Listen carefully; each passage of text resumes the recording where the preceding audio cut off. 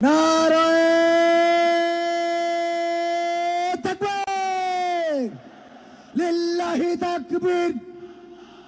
আল কোরআনের আলোক, সংসদে জালক, আমার নেতা তোমার নেতা।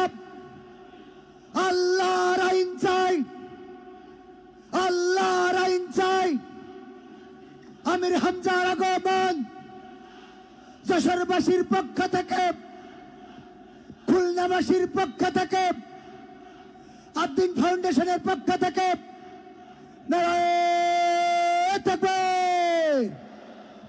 সংগ্রামী তাওহীদি জনতা, আপনারা দেখতে পাচ্ছেন ঐতিহাসিক 3 দিন ব্যাপী তাফসীরুল কোরআন মাহফিলের দ্বিতীয় দিনের সমাপনী অংশের প্রধান মেহমান, প্রধান জেলখানার ভেতরে 3টা বছর আল্লামা মামুনুল হক হাফিজাহুল্লাহ আমরা দুইজন এক জায়গায় ছিলাম।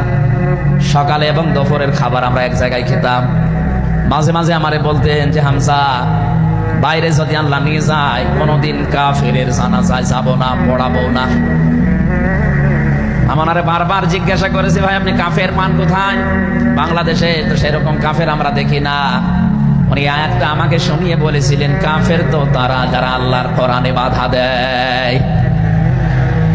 সুতরাং এই দেশে যারা কোরআনে বাধা দেবে সে ডাইরেক্ট হোক ইনডাইরেক্ট হোক, সূরা হামিম সেজদার 26 নম্বর আয়াতের দলিল অনুযায়ী লোকটা কাফের। কাফেরের জানাজা পড়া কিন্তু হারাম।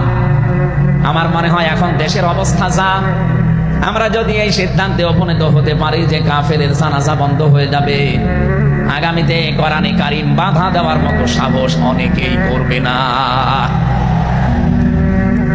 কোরআনে কারীমের শ্রোতা 1 নম্বরে পেলাম যারা কাফের। 15.5 বছর থেকে শুরু করে 54 বছর আমরা যা দেখলাম, অনেকেই কিন্তু ডাইরেক্ট ইনডাইরেক্ট বাধা দিয়েছেন। এখনো যদি ওইরকম মানুষ থাকেন এই দেশে, আপনি তাওবা করবেন, আপনি সংশোধিত হয়ে যাবেন।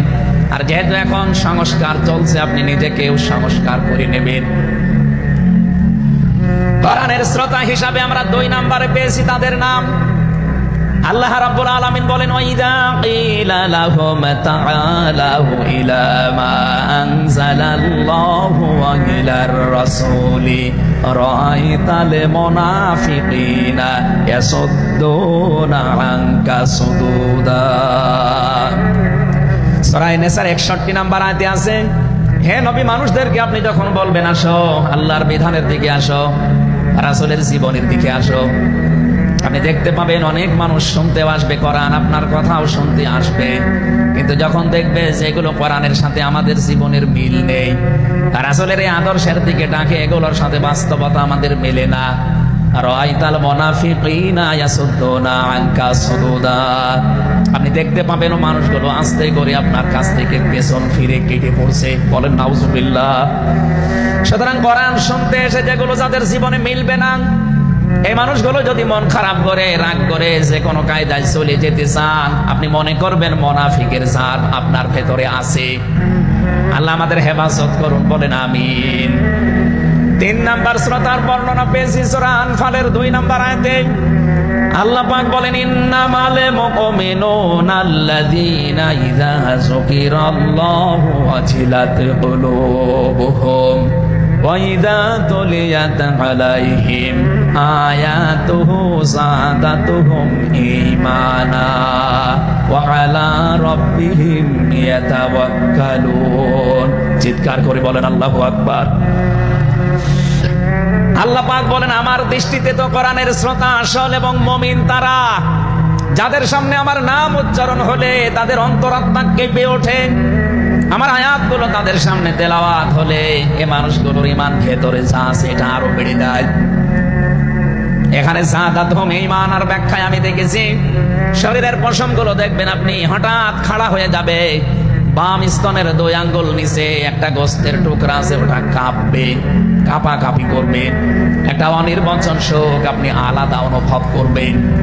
এই 3টা যদি এখন আমাদের ভেতরে তৈরি হয়, আলা রাব্বিহিম ইয়াতাওয়াক্কালুন, বাড়ি যাওয়ার আগে এই সিদ্ধান্ত নিয়ে যাওয়া যাবে যে আল্লাহ ছাড়া আর কারো উপরে আমরা ভরসা করি না। বলেন সুবহানাল্লাহ।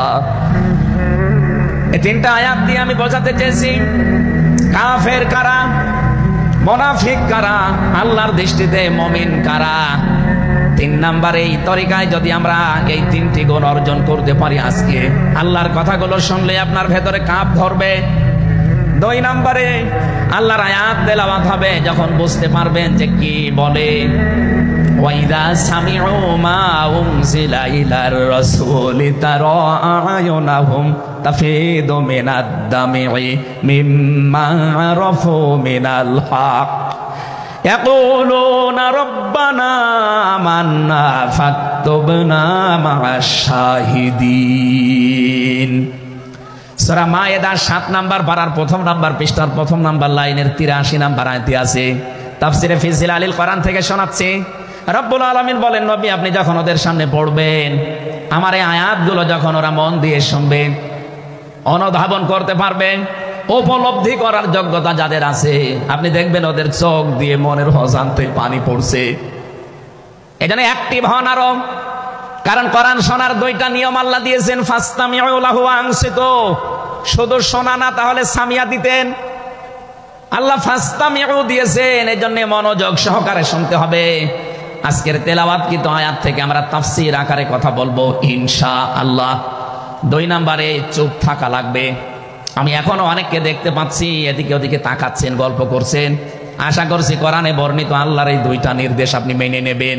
1 নম্বরে চুপ থাকবেন, 2 নম্বরে মনোযোগ সহকারে শুনবেন। লাআল্লাকুম তুরহামুন, আশা করা যায় আল্লাহর রহমত এখানে নাজিল হবে। আল্লাহ আমাদেরকে আয়াতটা মেনে চলার তৌফিক দেন, বলেন আমিন। এজন্য কোরআনের আলোচনা শুনলে সবার চোখে পানি আসবে না। যারা এটা উপলব্ধি করতে পারবে, অনুধাবন করতে পারবে, আপনি দেখবেন তাদের মনের অজান্তেই কখন যেন চোখ দিয়ে পানি গড়িয়ে পড়ছে, তারা নিজেরাও টের পাবে না। আল্লাহ জানাই 3 নাম্বার এই প্রকার শ্রোতা হিসাবে আমাদের কবুল করেন, বলেন আমিন। দরুদ আর সালাম পাঠ করছি আমাদের নবী মুহাম্মদুর রাসূলুল্লাহ সাল্লাল্লাহু আলাইহি ওয়াসাল্লামের প্রতি, যার প্রতি কোরআনে কারীম আল্লাহ নাযিল করেছেন। সেই কোরআনকে যদি আপনি জিজ্ঞাসা করেন, হে কোরআন, যার উপরে নাজিল হলে তার সম্পর্কে তোমার ভেতরে কোনো কিছু আছে, কোনো পরিচয়? আল্লাহ রাব্বুল আলামিনের কোরআন আমাদেরকে শোনাচ্ছে, ওয়াইদ ক্বালা রাব্বু ওয়াইদ ক্বালা ঈসা ইবনু মারইয়ামা ইন্নী রাসূলুল্লাহি ইলাইকুম মুসাদ্দিকাল লিমা বাইনা ইয়াদাইয়া মিনাত তাওরাত। আয়াতের শেষের দিকে আল্লাহ ইসমহু আহমাদ এই শব্দ দিয়ে জানিয়েছেন, হযরত ঈসা আলাইহিস সালাম তিনি জানিয়ে গিয়েছেন এই পৃথিবীতে আমার পরে একজন নবী আসবে যার নাম হবে আহমাদ। আমাদের নবীর পরিচয়টা আল্লাহ কোরআনে কারীম যিনি নাযিল করলেন তার উপরে, তার ভেতরেই তার নামটা আল্লাহ সংরক্ষণ করে দিয়েছেন। প্রশ্ন আসতে পারে, এক একজনের তো বহু নাম আমরা দেখি। হে কোরআন, তোমার ভেতরে কি মুহাম্মদুর রাসূলুল্লাহ সাল্লাল্লাহু আলাইহি ওয়াসাল্লাম এই নাম তোমার ভেতরে আল্লাহ কি তার সম্পর্কে দিয়েছেন নাকি? আমরা যে তেলাওয়াত করেছি সূরা ফাতিহা, এই সূরা থেকে যেহেতু আজকে আলোচনা করব, এই সূরার প্রথম আয়াতে আমার আল্লাহ আমার নবীর নামকে উল্লেখ করে জানিয়েছেন। এটা 29 নম্বর আয়াত, মুহাম্মাদুর রাসূলুল্লাহ। সূরা ফাতিহার 29 নম্বর আয়াতটা আমরা পড়েছি 4 ভাগের 1 ভাগ। এই আয়াত থেকে আমরা আজকের আলোচনার বিষয় সাজিয়েছি। আমার আজকের বিষয়বস্তু, আমরা মুহাম্মাদুর রাসূলুল্লাহর উম্মত হতে চাই। সত্যি যদি আল্লাহর দৃষ্টিতে বিশ্বনবী মুহাম্মদুর রাসূলুল্লাহর উম্মত আমরা হতে চাই, মাস্ট বি তেলাওয়াতকৃত আয়াতের এই বর্ণিত গুণগুলো আমাদের এখন থেকেই অর্জন আরম্ভ করা লাগবে।